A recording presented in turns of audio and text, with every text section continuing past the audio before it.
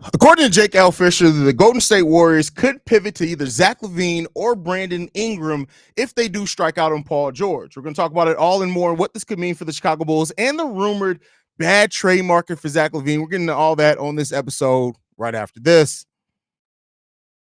Tuned in to Chicago Bulls Central, your number one place for all Chicago Bulls news and content. I see red, I see red, I see red, I see red, yeah, I see red, I see red, I see red, I see. What's going on, Bulls fans? Welcome to another episode of Chicago Bulls Central, your number one spot for everything Chicago Bulls related. I'm the host, Sir Haize, but more importantly, you guys can follow the channel at Bulls Central Pod on every social media platform. With that being said, let's go ahead and get it to. So this one comes from Jake L. Fischer, and Jake L. Fischer says this: the options range across the spectrum of upside, from sending out picks for Brandon Ingram to potentially acquiring one with Zach LaVine, sources said. But if no deal emerges and the Warriors indeed lose Klay Thompson, as Golden State and league personnel currently believe will occur, the Warriors are considering the best option. They could shift their focus to Zach LaVine or Brandon Ingram. We even have a reported deal that could be offered by Golden State Warriors in this, and that is that the Golden State Warriors sending Chris Paul, Andrew Wiggins, Kevon Looney, Trace Jackson, and to the Chicago Bulls, and the Bulls in exchange sending out Zach LaVine, Nikola Vucevic, and Torrey Craig. Now, that's not from Jake L. Fischer. That's a different reported deal. You guys know how it snowballs. Somebody reports something, and then everybody else kind of follows behind it. But at least for the initial one, Jake L. Fischer reporting that the Golden State Warriors could pivot towards Zach LaVine. This is after earlier today, Bobby Marks saying that the Bulls are having some trouble, even if they attach assets, are having trouble finding a partner for Zach LaVine. So this kind of goes against that reporting. But this is, we've always said, or I've always said on the show, that I believe that at the best, Zach LaVine is going to become a consolation prize for other teams. So I think, and I'll get to that deal. I see somebody in it. So it's always Zach LaVine is going to be a consolation prize, meaning that a team that strikes out on their first or second option, I think that they could pivot towards Zach LaVine. That does not mean that the Chicago Bulls are going to get a whole lot of assets back for it, but I do think that that is something that teams around the league could be looking for. The Golden State Warriors do seem to be a team as well that is looking to maintain a lot of their young talent, but still put a team together that can compete in the 3 years left on Steph Curry's deal.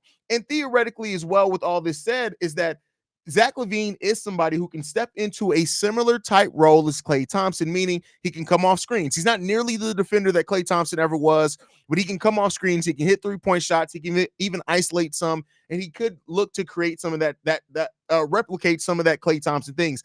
I'm not saying he's as good of a player as Klay Thompson was, right? Klay Thompson's different now, but it really comes down to how the Bulls value this type of deal and what the Golden State Warriors could offer. I will go on to say this: if the Warriors offer something built around Wiggins with Trace Jackson, even though Trace Jackson's only 6'9", we know we got a lot of power forwards, and even Kevon Looney, like that could get the Bulls enticed in that deal. And if you can package Zach LaVine and Nikola Vucevic in that type of deal, I like this trade overall. When you look at it, like I said, the trade that's been presented, Zach LaVine, Nikola Vucevic, Torrey Craig. That's the Warriors getting a younger piece in Zach LaVine. They're getting a veteran in Nikola Vucevic, who only has 2 years left on his contract, with coincide when Steph's contract comes off the books as well. And you getting a veteran in Torrey Craig, replacing some of the depth that you're giving up and sending out like an Andrew Wiggins. The Chris Paul part of this really would make this all work. How the Bulls view that expiring contract from Chris Paul. Could they buy it out? Could he provide some mentorship to Josh Giddey, Kobe White, things like that? So it's an interesting deal that's presented here. I'm not saying that this is something that's going to happen. I'm not saying anything like that, but I do say that this is something that I don't hate. This is actually one of the better proposals for Zach LaVine that we've really seen in quite a while, and it would get the Bulls positions of need while also getting long-term money off the books for the Chicago Bulls as well, which is something that we've heard that the Bulls front office is valuing in this offseason as well. So listen, I don't hate it, and that's what it comes down to. I do not hate it at all. Melvin, no, we're not getting Kuminga. They're still trying to compete. No, the answer is no. The answer is no. Thompson for LaVine makes this. No, it's not Thompson. It is not Thompson for LaVine. Keep this in mind. It is not Klay Thompson for Zach LaVine. That is not the package here. So no, that's not it. Hey everyone, happy shout out to Daniel Berry Sports Highlights. Chris Paul in the Bulls jersey, that's what's up. I doubt that Chris Paul would stay around here. I think he would probably be bought out at that point. Sydney says, do you think Zach LaVine would actually get traded before the new season? I think there's a chance of it. Like I said, I do think that a team that's really looking to make a move that strikes out on other targets could pivot towards Zach LaVine. I really do think that. I'm not saying that it's going to be the Warriors, but I do think that that is a possibility for sure. Saw the notification and let out oh, thank God. That's funny, Tim Brazil. We can keep LaVine for all that. Nobody wants to see it, but see, that's not you're missing the point. The point of trading Zach LaVine isn't so you're getting these pieces that you herald, it's that you're moving off of money long term. That is what the Bulls are looking for here. They're not looking to all of a sudden build some team that's going to compete. Andrew Wiggins does have a deal into a player option to 2026-27, but even at the most of Andrew Wiggins' contract, he's making $15 million less than Zach LaVine.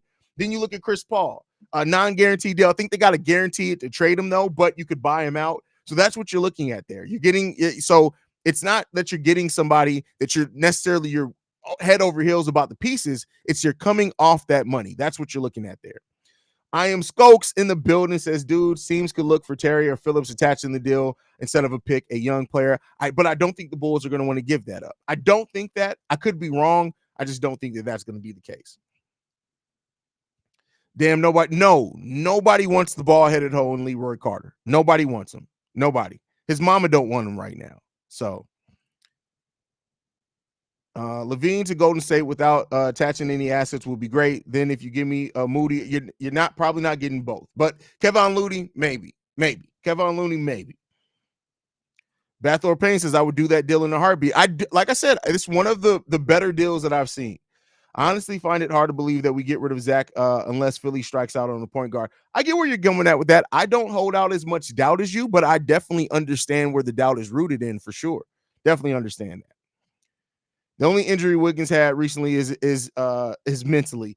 I mean, no, he plays like an injured player. So I mean, there's that part of it as well. Like he plays like somebody that's injured. So but no, I mean, when you look at it, 37 games the season before last, 71, 73, 71.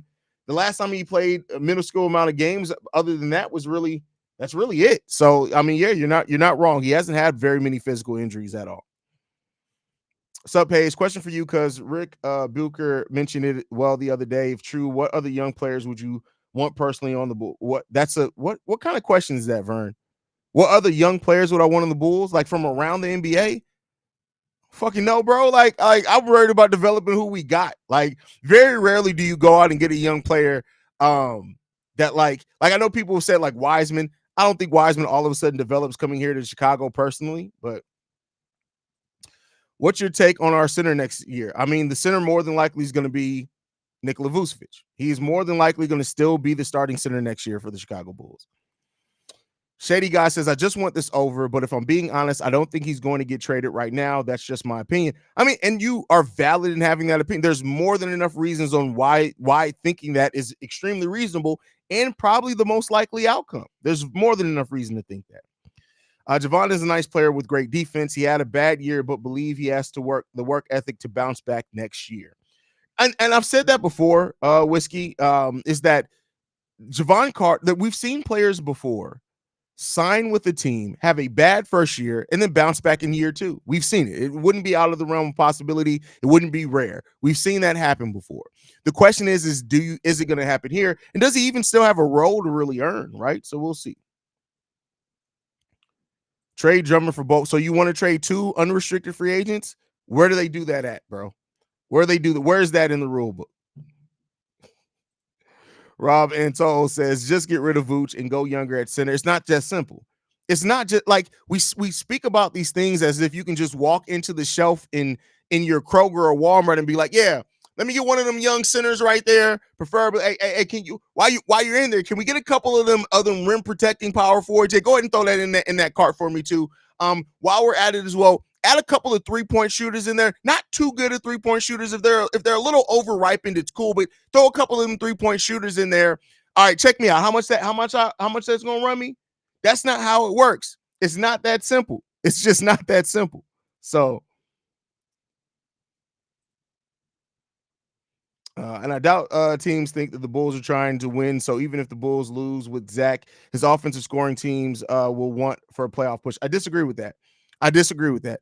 Teams, when you already have doubt, they will use any reason to reaffirm that doubt. If the Bulls are losing, considering that even if they lose DeMar DeRozan, right, and bench players have changed. If the Bulls lose and they just look worse as a team than what they did without Zach, that's going to hurt his trade value, even if he is scoring.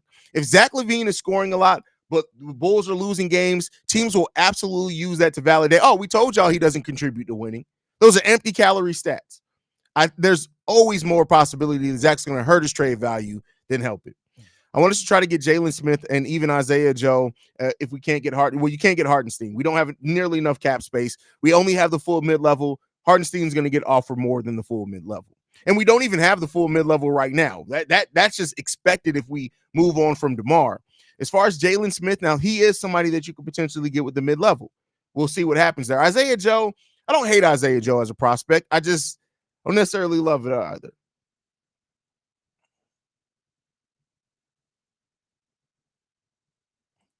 Are the Bulls eyeing KCP? I'm so confused because we don't have the cap. Well, keep in mind, we're always over the cap.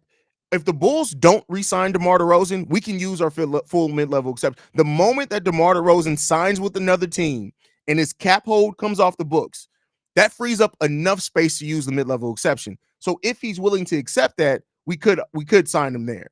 We'll see. Send Zach and Vooch to the Warriors. I mean, we'll see. We'll see.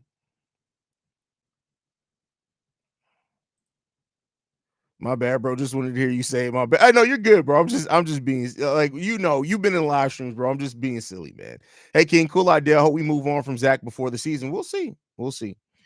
So do you think LaVine will be in a Bulls uniform next season? At this point, you ask me right now on June 30th, 2024 at 1:46 p.m. Chicago time, I would say yes. But that can change in 10 minutes. Hell, that can change in 2 hours when free agency opens. So right now, I would say yes, but I'm not going to say that that's the case.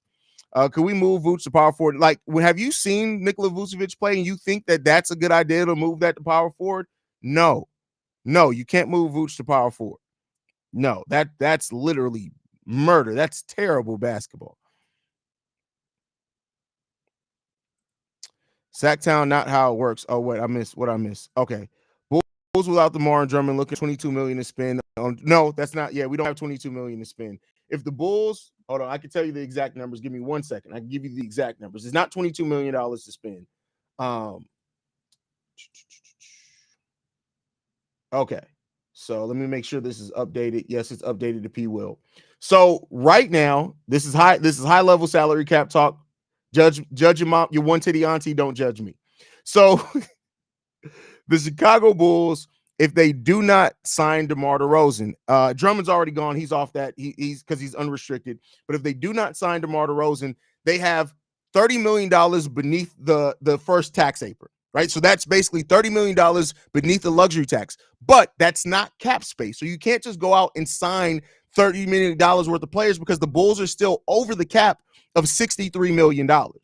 So what the Bulls can do is use their full mid-level exception and their biannual exception, which I think we still do have. The mid-level exception is $12.9 million. The biannual, if I'm not mistaken, is $8 million, I think. So the Bulls could theoretically use both of those, but they don't have just $30 million to spend on one player. That's not how it works. So there you go with that one. And like you said, they still only have 12 roster spots, so they still got to fledge that out a lot. So you got to see there.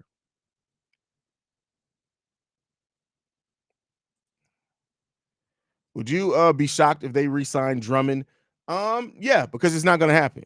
Drum is somebody who's played on the vet minimum his last 4 years. I mean, if the Bulls were to move off of Zach and DeMar, maybe, but we'll see.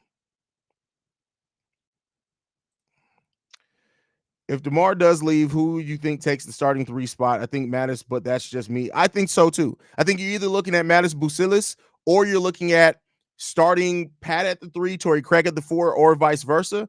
If the Bulls just want to bring Mattis Bucilis off the bench, some people have said that Ayo Dosunmu could start at the 3.